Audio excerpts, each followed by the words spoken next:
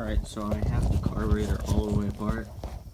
This is pretty much as dry as it's going to get, so it really shows how much corrosion's in there.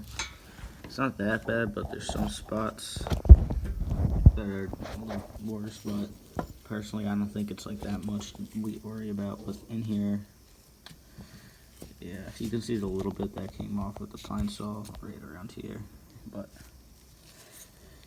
oh no, over here, your float, a little bad. Looks OEM though, since it's metal and not a plastic one. Needle on that, I don't know if you're gonna be able to see it. It's pretty pointy, pretty good. Here's your main jet. See right through there. And this is the problem jet.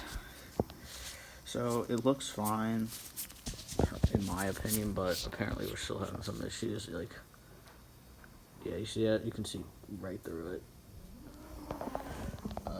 It says M35 on the side.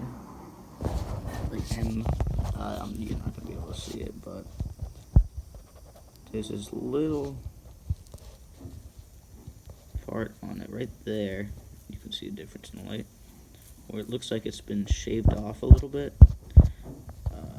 I don't really know what that is, but I can see a little K35 on the side, so it is correct OEM size. But, and let me check this main jet. I haven't actually checked it yet. 1 second, let me just put there.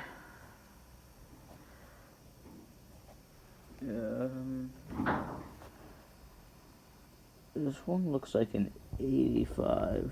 Nope, 95. K95. There's a K and a 95.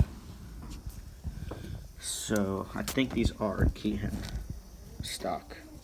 I don't think there was a jet kit put on this. So since there's a K, some people were recommending it, saying that there should be a star on it, but I only see a K and no star. So I don't know, but everything's clean. I'm about to blow it out with some compressed air.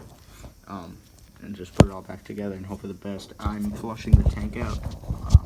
I flushed that out, and I'm just going to put all brand new gas in there, and then hopefully it works. Thank you guys for your help.